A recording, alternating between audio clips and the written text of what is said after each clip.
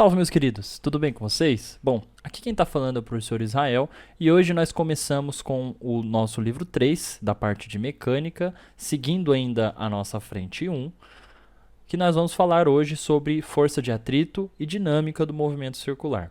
Esse vídeo ele vai ser separado em duas partes, onde nessa primeira parte nós vamos falar um pouco sobre a força de atrito, tá? Vamos explicar um pouquinho do que seria essa força de atrito.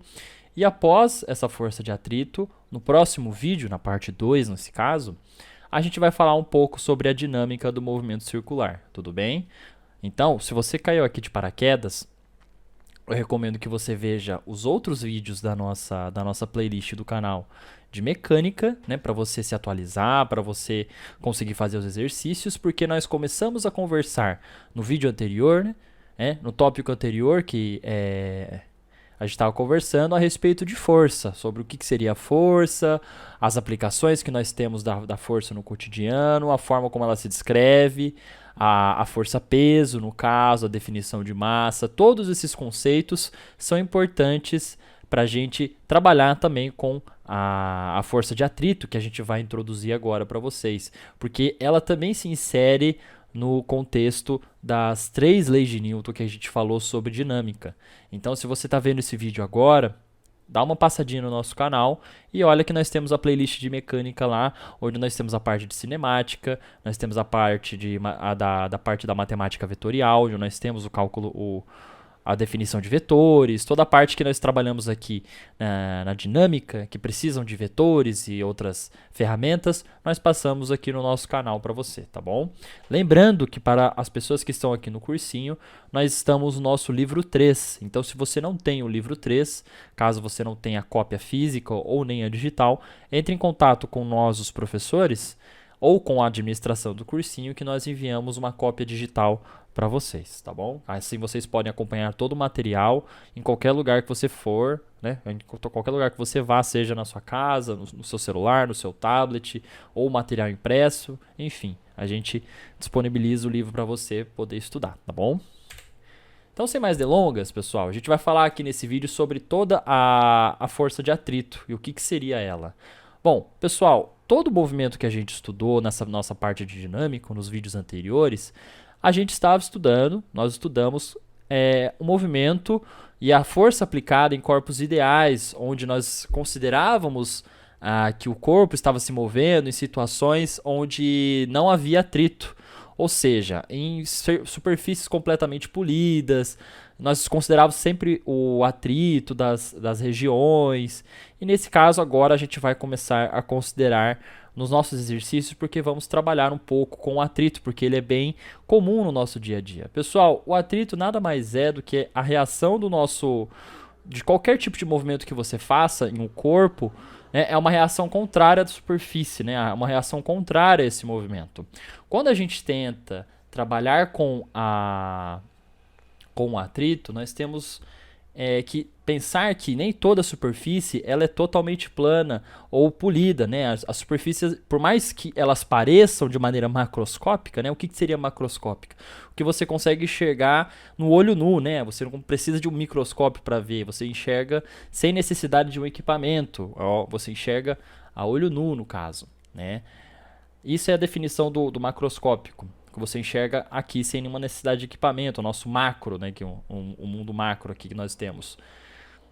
Por mais que pareça que a superfície esteja polida e você consiga movimentar um determinado bloco ou alguma coisa, ele vai acabar parando em um determinado momento por conta da força de atrito. E o que seria essa questão do atrito que dificulta o movimento dos nossos objetos? Quando a gente faz um zoom, né, e observa a superfície de maneira microscópica, nós podemos ver essas irregularidades no objeto, tanto no objeto quanto na superfície que está sendo, em que o objeto está sendo movimentado. Percebam que quando a gente usa a nossa lupa aqui, a nossa mega lupa, né?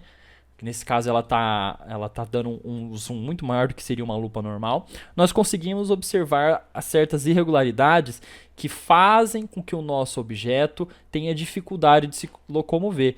Maior dificuldade ainda para você tirar do lugar, e quando ele começar a se mover, isso irá afetar o movimento dele, fazendo com que ele pare após um certo período.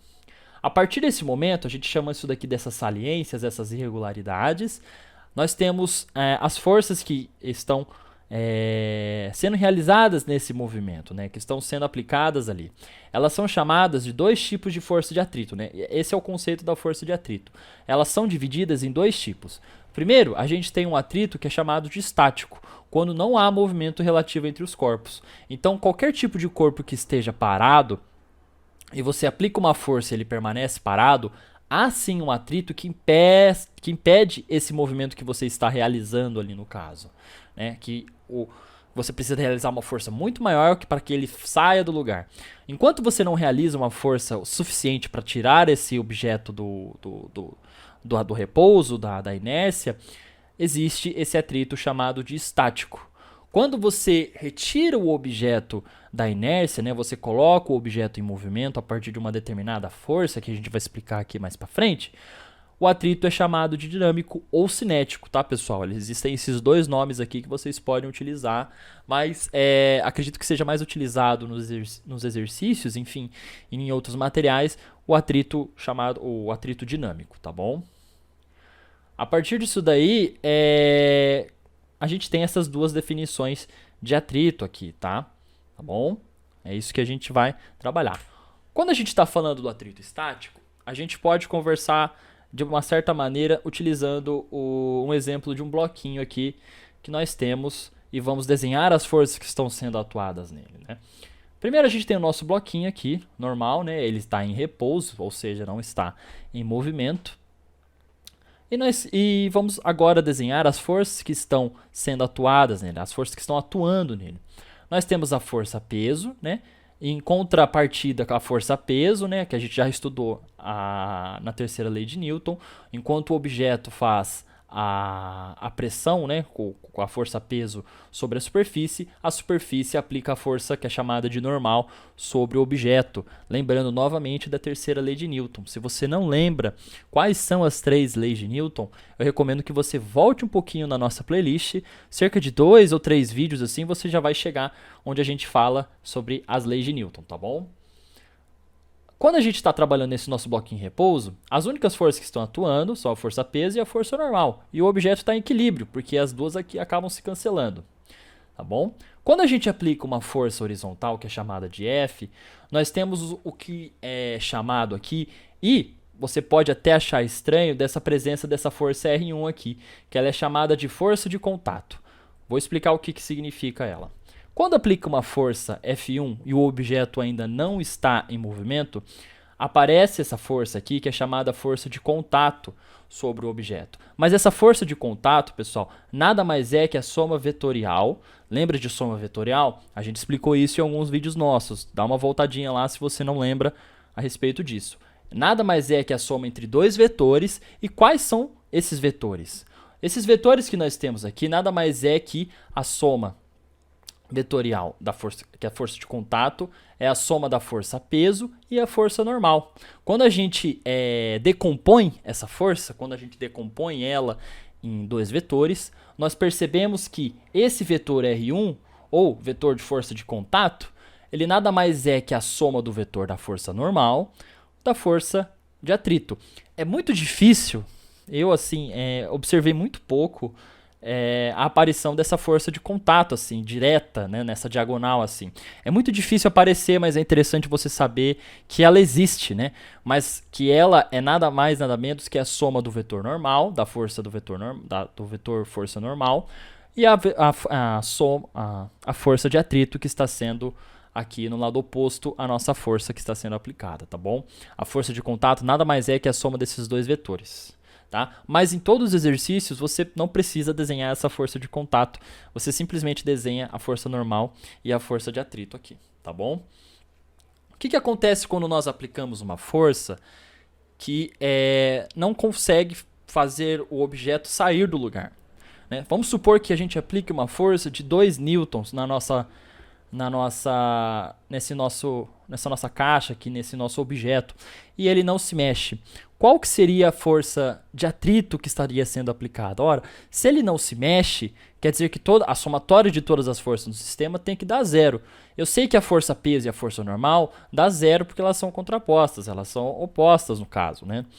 Mas a força normal, a força que está sendo aplicada no caso, ela e a força de atrito, elas também têm que ser opostas. Então, se o objeto não saiu do lugar, logo a minha força de atrito também é 2 newtons. Tá bom? Nesse caso aqui, no nosso sentido, seria menos 2 newtons aqui. Para quando a gente for fazer a soma desses vetores, acabar dando zero. Tá bom? Se eu aplico num outro sistema, né, uma força ainda maior, vamos supor assim de 6 newtons, né, agora eu aumentei, e nosso objeto ainda não saiu do lugar, qual que vai ser a força de atrito que está sendo aplicada nele? Vai ser também de 6 newtons, tá? Porque ele ainda não saiu do lugar, ele ainda está em equilíbrio, ele ainda está em repouso. Se eu chegar em um momento em que eu aplico uma força de 10 newtons e ele também não se mexer, logo a força também de atrito vai ser 10 newtons. Se eu aplicar uma força um pouco maior de 10 newtons e esse objeto se mexer, o que acontece nesse caso? Ele vai estar na iminência do movimento, ou seja, quando a gente executa uma força que é chamada de uma força máxima, que vai ser o atrito máximo, e o objeto começa a entrar em movimento, a gente fala que essa força que está sendo aplicada, que está fazendo o objeto se mover, nesse caso, a partir do 10 ele não se moveu. Se eu aplicar uma força de 10,000001 e ele se mover, no caso, essa força, ela será, no caso, a nossa força, ele vai deixar o objeto de ter um atrito estático e vai começar a ter atrito dinâmico, porque o limite da força que está sendo aplicada ali no nosso caso foi de 10 newtons. Até 10 newtons o nosso objeto estava parado. A partir desse valor, ele acabou sendo, entrou em movimento no caso, tá? E a partir disso a gente chama que esse valor que a gente supôs aqui de 10 pode ser qualquer valor, tá? Ele pode ser qualquer valor aqui, desde que você faça o objeto se mover ali no caso. Vai depender muito do material que você vai estar trabalhando, da massa desse material. Enfim, não é sempre o valor 10, assim, não entenda como 10 para todos os materiais. É só um valor imaginário aqui que estamos trabalhando no nosso exercício. Mas entendam que a partir do momento que o meu objeto entra em movimento, ele deixou de ter uma força de atrito estático e vai passar a ter uma força de atrito dinâmica. A partir do momento ele vai iniciar o movimento dele, tá? Isso aí é outra parte que eu vou explicar no nosso vídeo. Quando a gente percebe que essa força máxima está sendo aplicada, ela é igual a essa força de atrito máximo, que é a nossa divisória entre a força de atrito estático e a força de atrito dinâmico, a gente pode repetir essa experiência com várias massas e mantendo a superfície de contato. Só que se a gente for aumentando as massas, vai observar que a força vai ter que ser maior. A partir disso daí, a gente consegue calcular qual que seria essa força de atrito máxima, no caso, estático máximo. Ela pode ser calculada a partir desse seguinte aqui, ó, dessa equaçãozinha, onde nós temos que a força de atrito estático máxima, o limite nesse caso para entrar em movimento, na iminência do movimento, vai ser, pessoal, isso daqui é uma letra grega, esse U aqui, tá? É um Uzinho, mas ele é chamado de Mi, é uma letra grega que ela representa o Mi, tá? Então, nesse caso, a gente vai chamar, não é U, é um Mizinho. Então, a gente chama de Mi estático, que é o coeficiente de atrito estático, vezes a força normal que está sendo aplicada, vezes a força normal que está no nosso sistema, tá bom? O que nós temos aqui que lembrar? Como é um coeficiente entre duas grandezas de mesma dimensão, ou seja, nós estamos trabalhando com Newton e aqui também a força normal é dada em newtons. Por ser esse coeficiente de duas grandezas, o Mi estático, nesse caso, tanto quanto o Mi dinâmico, ele vai ser uma grandeza adimensional. O que é uma grandeza adimensional, pessoal? É uma grandeza que não possui unidade. Então, quando perguntarem qual vai ser o coeficiente de atrito estático para você no exercício, você escreve, sei lá, 2, 3, um valor assim, tipo, acaba sendo um valor lá, dependendo do seu exercício, né? Você vai falar um valor X, mas não precisa colocar uma unidade de medida, porque o coeficiente de atrito estático, ele é adimensional, tá bom? Pessoal, a partir disso daí, morreu o atrito estático. A gente já está em movimento, a nossa caixa ela já está em movimento, e a partir desse movimento, nós temos o coeficiente de atrito dinâmico. Pessoal, o coeficiente de atrito dinâmico, ele é interessante porque você pode ter observado na sua vida, em qualquer tipo de serviço que você tenha feito, um serviço braçal assim, seja movimentar qualquer objeto da sua casa, um móvel, enfim, uma geladeira, o que for, você pode perceber que quando você executa uma força em que você precisa tirar o objeto da inércia, tirar o objeto do repouso, você pode notar que a força que você faz para retirar o objeto da inércia, ele estando parado, é muito maior do que a força que você aplica para manter esse objeto em movimento. Como assim? Percebe que quando você precisa empurrar um carro que às vezes está engatado, que está preso numa vala, alguma coisa assim, vocês precisam fazer muita força, tanto que precisa de muito mais pessoas para empurrar esse carro. Quando você tira esse carro dessa inércia, dele estar parado, você percebe que empurrar ele fica muito mais fácil. Por quê? A gente pode voltar aqui nesse nosso começo e observar por conta dessas irregularidades, dessas superfícies rugosas que nós temos aqui na nossa superfície e no nosso objeto. Percebam que, por elas estarem meio que encaixadas, entre aspas, né, elas estão encaixadas aqui, é muito mais difícil eu tirar o objeto dessa parte estática, eu preciso fazer uma força muito maior para tirar esse objeto desse encaixe, do que quando eu começar a tirar ele precisar encaixar de novo, do que quando ele estiver em movimento. Vai ser muito mais fácil quando ele estiver em movimento eu manter a força menor para ele continuar em movimento, do que se fosse para eu tirar ele da inércia, tirar ele de estar parado no caso. Percebam que é por conta dessa situação aqui. Logo, a nossa força, aqui quando nós temos o atrito dinâmico, ele vai ser menor. O nosso coeficiente de atrito dinâmico ele sempre será menor que o coeficiente de atrito estático. Tá? Ele também vai depender da superfície e dos materiais de contato. E nós temos aqui, ó, o coeficiente de atrito dinâmico ele é muito menor que o coeficiente de atrito estático. Logo, a força de atrito dinâmico que está sendo aplicada, ela também é menor que a força de atrito estático máximo. Porque quando a gente inicia o movimento, é reduzido o acoplamento entre as saliências, que é o que eu falei agora há pouco para vocês. Entendeu? A partir disso, a gente tem o nosso gráfico aqui, onde nós trabalhamos com essas duas partes que, a partir do momento que nós iniciamos o movimento, nessa parte limite aqui, onde eu coloquei um valor aqui de 10, ou pode ser qualquer valor, dependendo do material. A partir do momento em que iniciamos o nosso movimento, nós temos que é muito mais fácil manter o movimento com uma força menor, que é a força de atrito dinâmico, né? Do que se a gente manter com uma força muito maior. Claro também que vai depender da velocidade, tá, pessoal? Que a gente trabalha também a nossa caixa aqui. A partir do momento que ela ganha velocidade, a gente precisa também acabar executando menos força e o coeficiente de atrito dinâmico vai ser menor, tá bom? À medida que a velocidade aumenta, há uma redução muito pequena do Mi dinâmico. Às vezes acaba sendo desprezada, mas é interessante a gente falar sobre isso, tá bom? Pessoal, essa parte aqui, para não ficar muito corrido, né, para não ficar muito extenso para vocês, eu dividi novamente em duas partes, onde nós aqui começamos a falar sobre o atrito, a força de atrito, a definição da força de atrito. A partir da próxima aula, a gente vai falar sobre a dinâmica do movimento circular e vai falar um pouquinho sobre as coisas que a gente pode encontrar, os tipos de exercícios que a gente pode encontrar envolvendo o atrito. Tá bom? Eu espero que vocês tenham gostado desse vídeo. Eu espero que tenha sido bem informativo para vocês, que vocês tenham conseguido fazer as suas anotações. Se vocês têm qualquer tipo de dúvida, eu peço que entrem em contato com nós, o grupo dos professores, né? Com todos aqui os professores que contribuem para este canal e para o cursinho. Entre em contato com a gente, manda a sua dúvida que a gente está sempre à disposição para responder. Se você às vezes não é do cursinho e às vezes está vendo esse vídeo aqui por pura curiosidade, peço que você deixe seu like. Escreva sua dúvida também, que a gente está sempre observando aqui nos comentários do canal, porque é sempre bom compartilhar o conhecimento com vocês, tá bom? A gente se vê na próxima semana, quando a gente vai falar mais um pouquinho sobre a dinâmica do movimento circular. A partir disso daí, a gente já vai resolver alguns exercícios e haverá uma nova lista no nosso Drive disponível para vocês fazerem e se exercitar, a exercitar a mente de vocês trabalhando, tá bom? Um grande abraço e até a próxima semana.